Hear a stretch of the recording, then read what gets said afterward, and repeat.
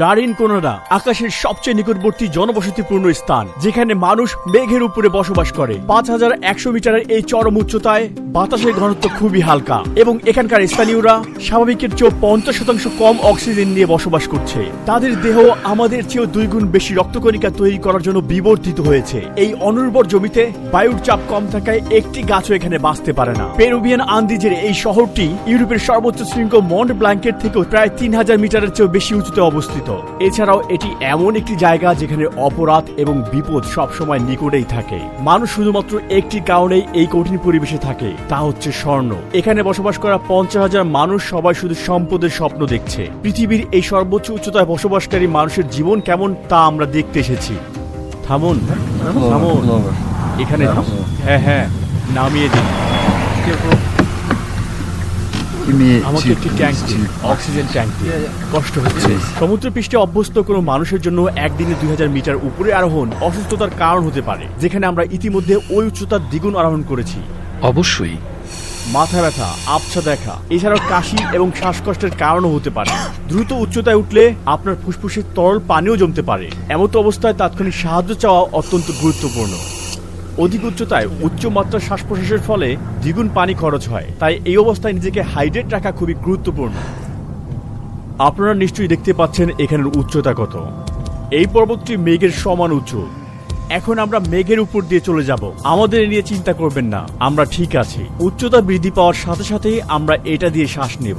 এখানে থাকা মানুষের কিছুই হয় না, তারা এই পরিস্থিতিতে নিজেকে মানিয়ে নিয়েছে। বায়ুমণ্ডলের ঘনত্ব পাতলা হয়ে যায় এবং এখানে শ্বাস নেওয়া কঠিন হয়ে যায়, তবে আশা করি আমরা এতে অভ্যস্ত হয়ে যাব। আমরা এখন যেখানে যাচ্ছি সেটি হলো একটি খনির শহর। স্বর্ণ প্রক্রিয়াকরণের ব্যবহৃত সায়ানাইড এবং পারদের মতো মারাত্মক রাসায়নিকগুলো এখানকার মাটি এবং কৃষির জমিকে দূষিত করছে। যাত্রার পূর্বেই আমরা প্রচুর খাবার এবং বিশুদ্ধ পানি সঙ্গে নিয়েছিলাম। আমাদের জন্ম এখানে, আমাদের শরীর অভ্যস্ত হয়ে গিয়েছে।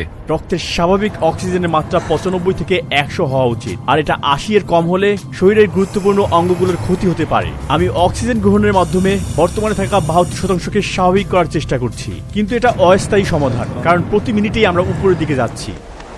এই শহরটি মূলত মাইলের পর মাইল বজ্র দ্বারা বেষ্টিত। মনে হচ্ছে জায়গাটি তৈরি হয়েছে ময়লা এবং আবর্জনা ফেলার জন্য। এখানে পৌঁছানোর সঙ্গে সঙ্গে প্রচুর গন্ধ আমার নাকে লাগতে শুরু করলো। আমরা এখন লারিনকোনারায় এবং গাইড আমাদের জন্য অক্সিজেন ট্যাঙ্ক সেট আপ করলো। এই হোটেলটির নাম কি? সিয়েলো মানে আকাশ। প্রথমে 5 মিনিটের জন্য অক্সিজেন গ্রহণ করুন, এরপরে একটু বিরতি নিন, এরপরে আবার 5 মিনিটের জন্য অক্সিজেন গ্রহণ করুন। আপনার প্রচুর বিশ্রাম দরকার। এই উচ্চতায় শরীরকে মানিয়ে নিতে হবে, তাহলে শক্তি ফিরে পাবেন। গাড়ি থেকে নামার পর আমার চোখে ঝাপসা দেখেছিলাম। আমার মনে হচ্ছিল পড়ে যাব। এটা খুব স্বাভাবিক। অপরাধ, বিশেষ করে ছুরিকাঘাত এবং চুরি এখানে খুবই সাধারণ একটি ব্যাপার। মানুষ তাদের নগদ অর্থ এবং স্বর্ণ সাথেই রাখে, কারণ এখানে কোনো ব্যাংক ব্যবস্থা নেই। সুরক্ষার কথা ভেবে আমরা দুজন পুলিশ অফিসারকে আমাদের সঙ্গে রাখলাম। আমরা যেখানে যাই তারা সবসময় আমাদেরকে অনুসরণ করবে। হ্যালো, অনেক ধন্যবাদ। মার্কো আমাদের কোকো পাতার দোকানে নিয়ে যায়, কারণ মনে করা হয় এটি আমাদেরকে সুস্থ রাখবে। এটি একটি ঐতিহ্যগত অভ্যাস। কোকা পাতা, এটা হলো কোকা পাতা। তারা উচ্চতার অসুস্থতার প্রতিকার হিসেবে এটি ব্যবহার করে থাকে। তারা মুখের এক পাশে 3 থেকে 4টি পাতা চিবিয়ে খায়। এই পাতা বেশিরভাগ দেশেই অবৈধ। এগুলো এক ধরনের ঘুম ঘুম ভাব তৈরি করে, যা ব্যবহারকারীকে শিথিল হতে সহায়তা করে। এটা খুবই ভালো। একজন পুলিশ কর্মকর্তাটি বহন করলে ভালো হবে। আমরা একটি ব্যস্ত এবং ক্লান্তিকর দিন শেষ করলাম, তাই আগামীকাল শহরটি ঘুরে দেখব। সূর্য উঠলে আমরা লারিনকোনারার কেন্দ্রে আসি। পুলিশ কর্মকর্তারা আমাদের সাথেই আছেন। আশেপাশে এলাকা, ক্যাফে এবং বাজার লোকজনে পরিপূর্ণ। যদিও মাত্রই ঘুম থেকে উঠেছি, কিন্তু আমার শরীর অনেক ক্লান্ত। মনে হচ্ছে বেশ কয়েকদিন আমি বিশ্রাম নেইনি। মাথা ঘোরা এবং বমিভাব নিয়ে আমার হাঁটতে খুব কষ্ট হচ্ছে। আর্দ্র বাতাস আমার গলা ব্যথা এবং ঠোঁট ফাটা বাড়াচ্ছে। সূর্যের আলো বাড়তে লাগলো এবং রাস্তার পাশের আবর্জনা আমাদের দৃশ্যমান হলো। যদিও এখন গ্রীষ্মকাল, তবুও এখানকার ভূমি হিমায়িত। এখানে রাতের তাপমাত্রা -10 ডিগ্রি সেলসিয়াসে নেমে যায়। এখানে মানুষ বিদ্যুৎ এবং গরম ছাড়াই ধাতব খুপড়িতে বসবাস করে এবং এসব বাড়িতে কোনো রান্নাঘর এবং বাথরুম নেই, এবং হাজারো মানুষকে ব্যক্তিগত প্রয়োজনে এই পাবলিক টয়লেট এবং গোসলখানা ব্যবহার করতে হয়। উপরে থাকা মাকড়সা জালের মতো এই পাইপ উপর থেকে শহরের কেন্দ্রে জল বহন করে। আমাদের সাথে সাক্ষাৎ হওয়া কেউ এখানকার স্থানীয় বাসিন্দা নয়। তাদের বেশিরভাগই খনি থেকে সম্পদ খোঁজার স্বপ্ন নিয়ে পেরুর অঞ্চল থেকে এখানে এসেছে।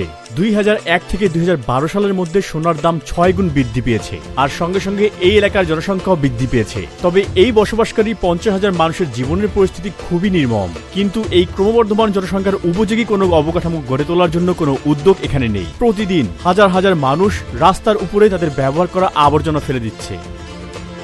এগুলো দেখার এখানে কেউ নেই। সবাই নিজের মতো চলছে এখানে। সবচেয়ে ভয়ঙ্কর সমস্যা হলো পয়ঃনিষ্কাশন ব্যবস্থার অভাব। ময়লা পানি সবার সামনেই রাস্তার উপর দিয়ে বইছে। এই ফুটবল মাঠে থাকা ঘাসগুলো বাস্তব নয়, এগুলোকে কৃত্রিমভাবে বানানো হয়েছে, কারণ এখানে কোনো ধরনের গাছপালা এই উচ্চতায় বাঁচতে পারে না। শহরটি লাবালা দুরুমিন্টে নামক এক পাহাড়ের চারপাশে অবস্থিত। এর অর্থ স্লিপিং বিউটি। আপনি কি এখানে একজন মহিলাকে দেখতে পাচ্ছেন? ওই হলো মাথা, আর এদিকটা শরীর। সে ওখানে ঘুমিয়ে আছে। শহরটি তার বিশৃঙ্খল ধূসর কাঠামো নিয়ে আকাশে মিশে গেছে। প্রতিদিন সকালে শ্রমিকরা খনিতে পৌঁছানোর জন্য পায়ে হেঁটেই কয়েক কিলোমিটার পথ পাড়ি দেয়। বিপজ্জনক গ্যাসে ভরা এই চ্যানেলের ভিতরে কাজের পরিবেশ অত্যন্ত কঠিন। এই শহরটিকে দ্য ডেভিলস প্যারাডাইসও বলা হয়, কারণ এটি এমন একটি শহর যা অবৈধ কোম্পানিগুলো দ্বারা শাসিত। সুড়ঙ্গের কাছাকাছি এমন কিছু চিহ্ন রয়েছে যেখানে অনুমতি ছাড়া প্রবেশ করলে গুলি করার নির্দেশ দেওয়া হয়। যাই ঘটুক না কেন, আমরা ভিতরে প্রবেশের জন্য প্রতিজ্ঞাবদ্ধ। দেখতে চেষ্টা করব ভিতরে কি ঘটছে, কিন্তু আমার বন্ধু বলল তারা হয়তো সেই সুযোগ দেবে না। ওই দেখুন মহিলা। ওই মহিলাটি ওখানে একাই কাজ করছে, অবশিষ্ট থাকা জিনিস সংগ্রহ করছে। হ্যাঁ, নারীদের খনিতে কাজ করা নিষিদ্ধ। স্থানীয়রা বিশ্বাস করে এতে স্লিপিং বিউটি ঈর্ষান্বিত হয় এবং ভূমিকম্পের মতো বিপর্যয় আসতে পারে যদি কোনো মহিলা তার স্বর্ণ স্পর্শ করে। খনি থেকে ফেলে দেয়া বজ্র পাথরের সোনার সন্ধান করে তার জীবিকা নির্বাহ করে। আর এই ধরনের কাজ করা শিশুদের গালে ফ্রস্ট বাইটের দাগ দেখে খুব সহজেই শনাক্ত করা যায়। ক্যামেরা সহ বিদেশি হওয়ার কারণে আমি সবার মনোযোগ আকর্ষণ করছিলাম। এই পয়েন্টের পরে ক্যাপচার করার জন্য আমার ফোন মার্কোকে দিয়েছিলাম। শুকনো ফুল, ফল এবং অ্যালকোহলের বোতল দিয়ে সজ্জিত খনির স্থানের কাছাকাছি এই মূর্তিগুলো পাহাড়ের দেবতাদের প্রতিনিধিত্ব করে। শ্রমিকরা দুর্ঘটনা থেকে সুরক্ষা পেতে এবং সোনার সন্তানের সাফল্য পেতে প্রার্থনা করতে এখানে আসে। উন্নত দেশগুলোর তুলনায় এখানে বিস্ফোরণ, ছাদ ধসে পড়া এবং গ্যাস বিস্কিয়ার মতো ঘটনা প্রায় 25 গুণ বেশি ঘটে। যদি একজন শ্রমিক এখানে মারা যায় তাহলে কোম্পানি ক্ষতিপূরণ হিসেবে তাকে মাত্র $600 প্রদান করে। লারিন কোনাডায় নিয়মিত বেতনের ধারণা নেই। এখানে শ্রমিকরা কাশেরো নামক একটি পুরনো এবং অবৈধ শ্রম ব্যবস্থাপনার মাধ্যমে কাজ করে। তারা পুরো মাসে বিনা বেতনে কোম্পানির জন্য আর নিজেদের জন্য একদিন কাজ করে, আর সেই দিন তারা যে স্বর্ণ খুঁজে পায় তা তাদের বেতন হিসেবে বাড়ি নিয়ে যায়। ওই দিনটি সাফল্যের উপর নির্ভর করে তারা একটি উল্লেখযোগ্য পরিমাণ উপার্জন করতে পারে, সুতরাং তাদের আয় পুরোপুরি ভাগ্যের উপর নির্ভর করে। যাই হোক, এই শ্রমিকেরা কখনো কখনো সুদর্শন পাথর পকেটে গোপন রেখে অথবা কোথাও ওই দিনটির জন্য লুকিয়ে রেখে বেতনের এই অনিশ্চয়তাকে কমিয়ে আনতে চেষ্টা করে। আমার অক্সিজেনের মাত্রা এখন 65%, যা স্বাভাবিক 95 থেকে 100% অনেক নিচে। তাই আমি খুব ঘন ঘন শ্বাস প্রশ্বাস নিচ্ছি এবং বর্তমানে আমার হৃদস্পন্দন 120-এর অনেক উপরে, অথচ এটা 80 থেকে 100 এর মধ্যে হওয়া উচিত ছিল। এই মুহূর্তে এখানের একজন স্থানীয় মানুষের অক্সিজেন মাত্রা পরীক্ষা করা হচ্ছে। তার ফলাফল আমার চেয়ে অনেক ভালো, 82% অক্সিজেন এবং 97 BPM হার্ট রেট। আমি আর দাঁড়াতে পারছি না, তাই কিছু অক্সিজেন পেতে আমি হোটেলে ফিরে যাব। ঠান্ডা থেকে মুক্তি পেতে আমাকে সবসময় এই কোটটি পরে থাকতে হচ্ছে।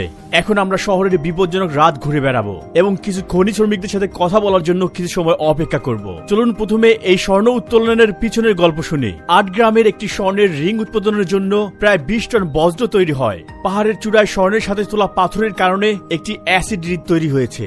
এই শিলায় আয়রন সালফেট বেশি, যা পরবর্তীতে পানি এবং বাতাসের সংস্পর্শে এলে অক্সিডাইজ তৈরি হয় এবং ফলশ্রুতিতে এই গভীর লাল রং তৈরি হয়। এখানে বসবাসকারী স্থানীয় লোকেরা পারদ এবং সায়ানাইড থাকা দূষিত জল দিয়ে ফসল ফলায় এবং তাদের পশুদের বড় করে। এখানকার মানুষের গড় আয়ু মাত্র 35 বছর। এই রাসায়নিক বিষক্রিয়া হলো এর একমাত্র কারণ।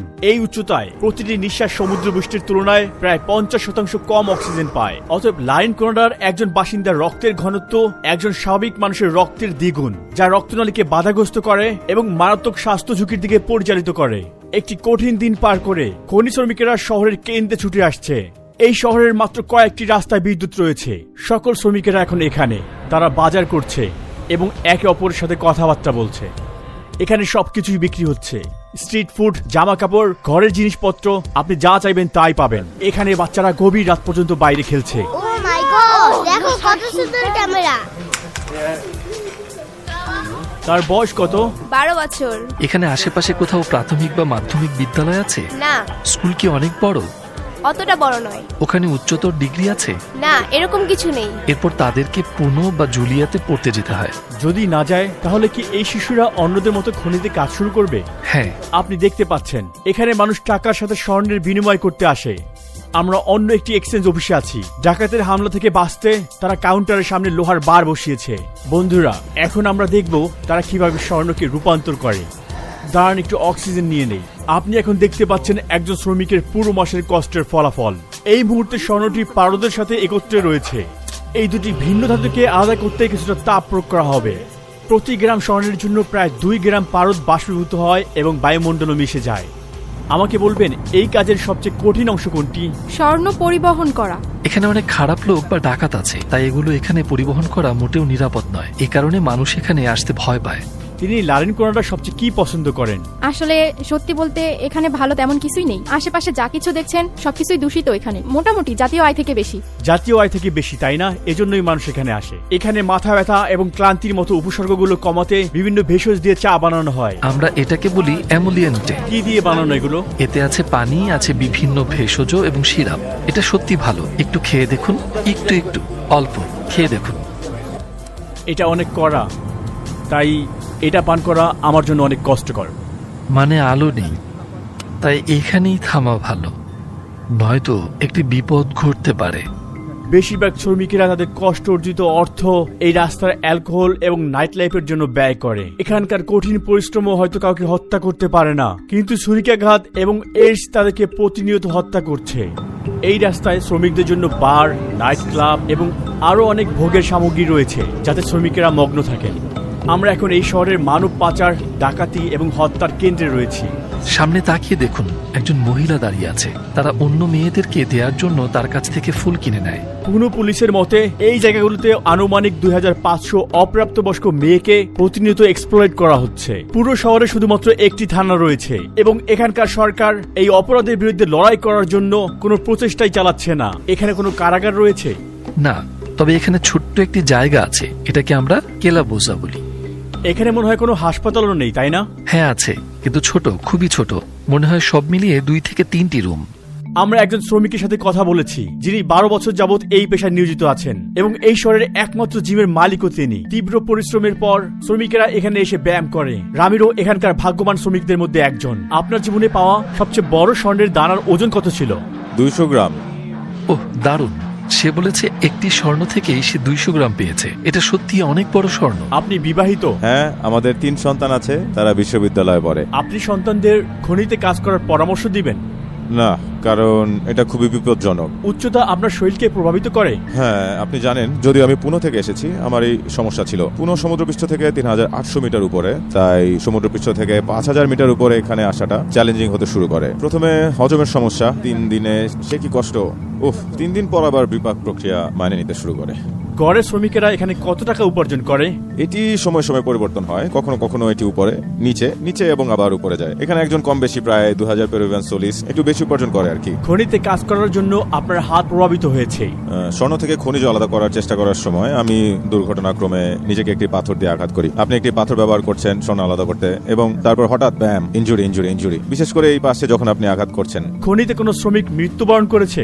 এটা হরহামেশাই হয়। খনি অনেকে বলে শক্তিশালী পুরুষদের জন্য। তারা পেশি শক্তিকে বোঝায় না, প্রাথমিকভাবে এটি মানসিক শক্তি সম্পর্কে বলা হয়। আরো বেশি সহ্য ক্ষমতা, দক্ষতা এবং উচ্চতা বিবেচনা করে। এটি মোটেও এত সহজ নয়। আমরা সমুদ্রপৃষ্ঠ থেকে 5000 মিটার উপরে আছি। যদিও লারেন কোনাডায় আসা এবং এখানে স্বর্ণ খোঁজার স্বপ্ন বাইরে থেকে আকর্ষণীয় বলে মনে হতে পারে, তবে এখানকার বেশিরভাগ শ্রমিক বা তাদের পরিবার তাদের কাঙ্ক্ষিত আর্থিক স্বাচ্ছন্দ্য উপার্জন করতে পারে না। পেরু সরকার স্বর্ণ খোঁজার এই অবৈধ কার্যক্রম এবং শ্রমিকদের উপর নির্যাতনের এই বিষয়ে একেবারেই নীরব।